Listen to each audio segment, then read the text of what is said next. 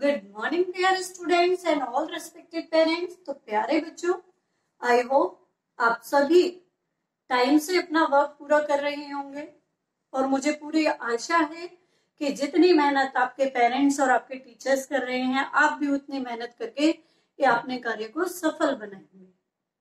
तो सभी को मेहनत करनी है और मेरे हिसाब से सभी बच्चों के लिए उनके जो टीचर्स होते हैं वो एक आइडल होते हैं। पेरेंट्स घर पर उन्हें गाइडेंस करते हैं, भाई अच्छी अच्छी बातें सिखाते हैं, उन्हें सही राह पर चलना सिखाते हैं। और इसी तरीके से स्कूल में उनके जो टीचर्स होते हैं वो एज ए पेरेंट्स उनकी केयर करते हैं और उन्हें सही मार्ग दिखाते हैं, मार्गदर्शन करते हैं। तो हर एक बच्चे के लिए जो उनके टीचर्स होते हैं, जो उनके अध्यापक होते हैं, वो एक ऑर्डिनरी पर्सन नहीं होते हैं। जो बच्चे होते हैं उनको लगता है कि उनके जो टीचर हैं वो एक स्पेशल पर्सन है और वो हमेशा क्यूरियस रहते हैं अपने टीचर्स की लाइफस्टाइल, उनके जीवन के बारे में जानने के लिए। उनके घर पर कौन कौन है, वो घर पर जाकर क्या करते हैं, क्या वो एक साधारण व्यक्ति की तरह है जीवन व्यतीत करते हैं, क्या उनके भी मम्मी डैडी होते हैं, क्या वो भी एक अपने घर पर घर के काम करते हैं, क्या जब वो छोटे बच्चे होते थे, भाई जो टीचर हैं जब वो अपने बचपन में थे, क्या वो भी दूसरे बच्चों की तरह गलतियां करते थे, पनिशमेंट लेते थे, या फिर वो एक सभ्य बच्चे थे। तो ये सारी बातें यानी अपने टीचर की जो लाइफ है उसके बारे में जानने के लिए हर एक बच्चा बहुत ही क्यूरियस रहता है, उत्सुक रहता है। और ये आप में भी है, और जब हम एज ए स्टूडेंट थे तो हमें भी ये क्यूरियोसिटी रहती थी कि हम अपने टीचर को पूरी तरह से जाने समझे, और हमारे लिए हमारे जो टीचर्स होते थे वो एक ऑर्डिनरी पर्सन नहीं, एक स्पेशल पर्सन होते थे, और यही हर एक स्टूडेंट के लिए होता है। तो इसी बात पर आधारित हमारी ये पोयम है आज की, हमारे English reader book honeysuckle book के पोयम नंबर 5। पोयम का नेम है बेटा where do all the teachers go, जो कि किसने लिखी है? लिखी है पीटर डिक्सन ने। तो हमारी जो सिलेबस की पोयम नंबर 5 है, जो पोयम नंबर 5 है जिसका नेम है where do all the teachers go, सभी अध्यापक कहाँ जाते हैं। It is a curiosity of a child who wants to know about her or his teachers।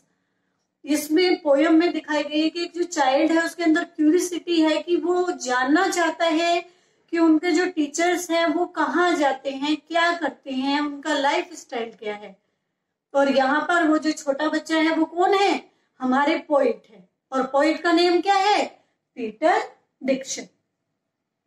ये हमारे पोयम के पोइट है। तो लेट्स स्टार्ट अवर पोयम।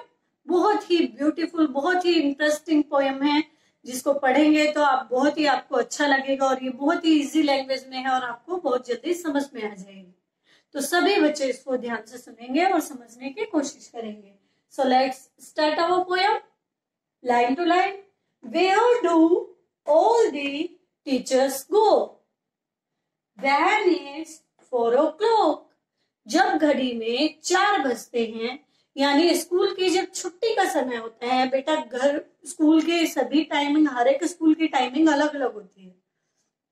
तो जैसे ही जो हमारे पोइट है वो कह रही हैं कि जैसे ही घड़ी में 4 बजते हैं तो जो सारे टीचर्स हैं वो कहाँ चले जाते हैं। भाई स्कूल से छुट्टी होने के बाद हम अपने अपने घर जाते हैं और स्कूल लॉक हो जाता है, तो सारे टीचर्स आखिरकार कहाँ जाते हैं?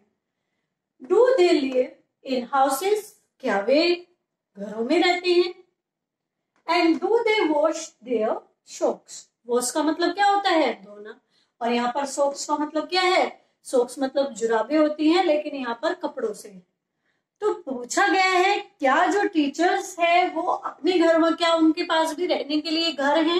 क्योंकि एक बच्चे के लिए उसका जो टीचर होता है वो एक स्पेशल पर्सन होता है, एक एक्स्ट्रा ऑर्डिनरी पर्सन होता है, वो इसे एक कॉमन पर्सन की तरह नहीं मानता है।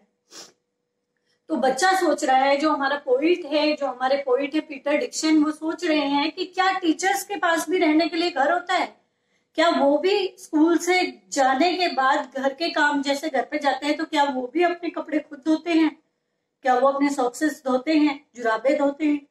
तो ये बच्चे के माइंड में जो क्वेश्चंस आ रहे हैं, जो हमारा जो फर्स्ट स्टेंजा है, आई होप आप सभी को समझ में आ गया हो कि जब घड़ी में 4 बजते हैं तो सभी टीचर्स कहाँ पर जाते हैं, क्या वो अपने घरों में जाते हैं, क्या उनके घर हैं, या क्या वो भी घर पर जाकर अपने कपड़े धोते हैं, अपने शूज धोते हैं।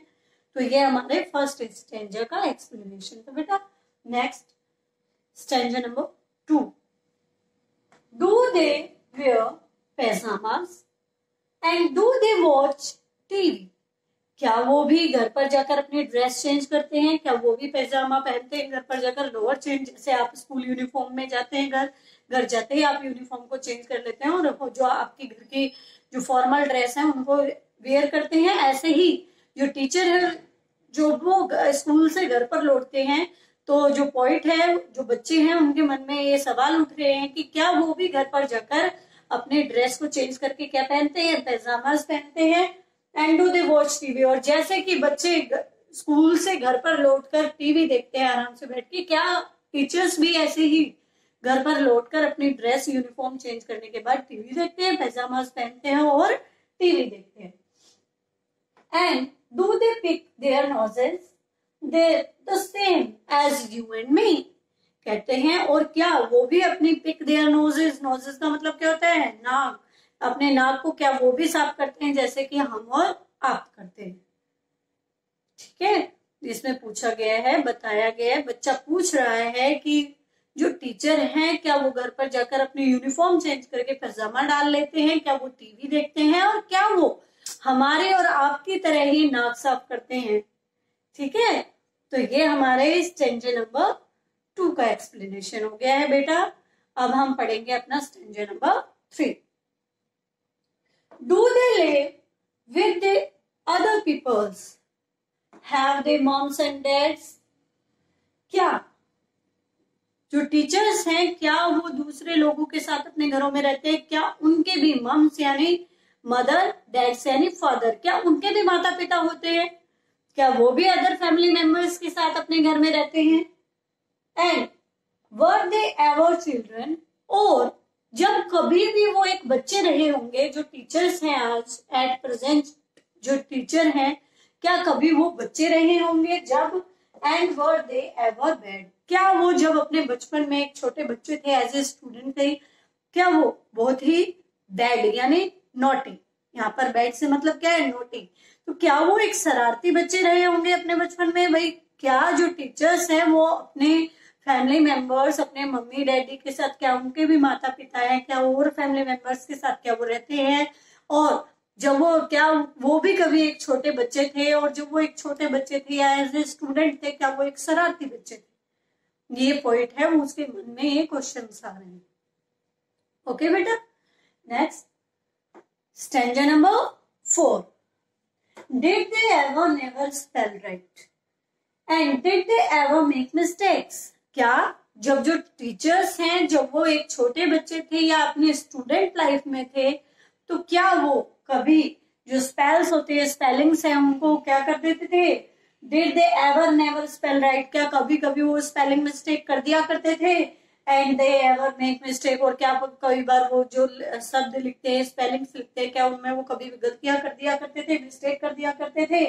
वर दे पनिश्ड इन द कॉर्नर, क्या उन्हें भी किसी गलत काम के करने पर पनिश किया जाता था। पनिश का मतलब क्या होता है, पनिश मीन्स होता है दंड मिलना, सजा मिलना, क्या उन्हें भी सजा दी जाती थी क्योंकि जाकर खड़े जाओ क्लास के कोने में, जब if they pinches the chocolate flex.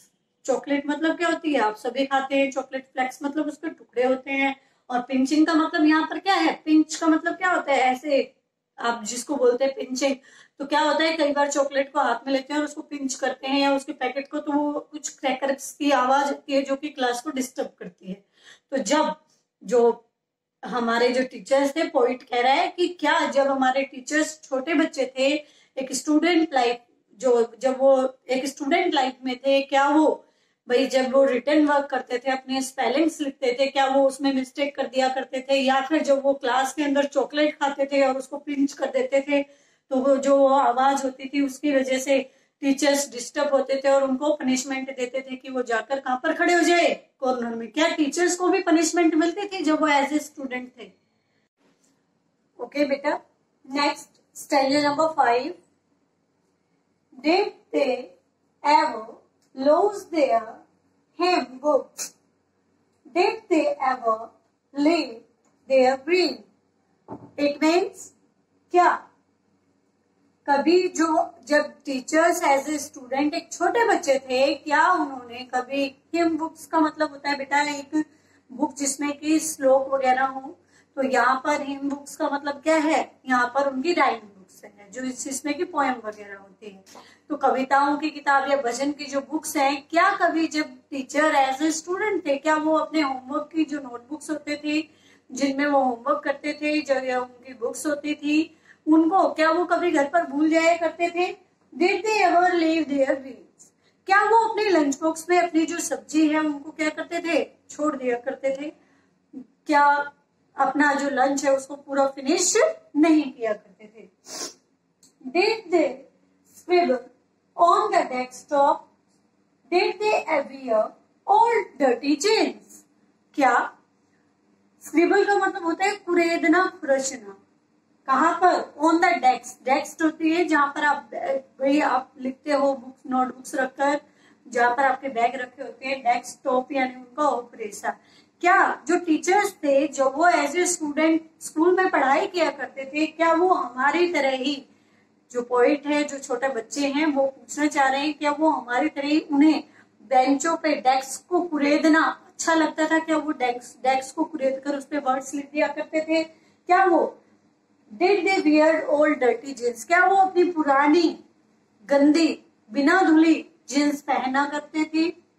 क्या ये सारे काम करने टीचर्स को अच्छे लगते थे? क्या वो अपने होमवर्क्स की नोटबुक घर भूल जाया करते थे, अपना लंच पूरा फिनिश नहीं करते थे, और क्या करते थे वो भाई जो डेस्क है क्या उनको कुरेद कर गंदा किया करते थे? क्या वो गंदे कपड़े पहना करते थे, बिना धुले कपड़े पहनकर घूमते रहते थे? तो क्या टीचर्स भी ऐसा ही करते थे जैसा कि नॉर्मली बच्चे करते हैं? ये जो बच्चे हैं उनके मन में ये क्वेश्चंस आ रहे हैं अपने टीचर्स को लेकर। नेक्स्ट हमारा स्टैंजा नंबर 6 एंड लास्ट है। I will follow one back home today. I will find out what they do.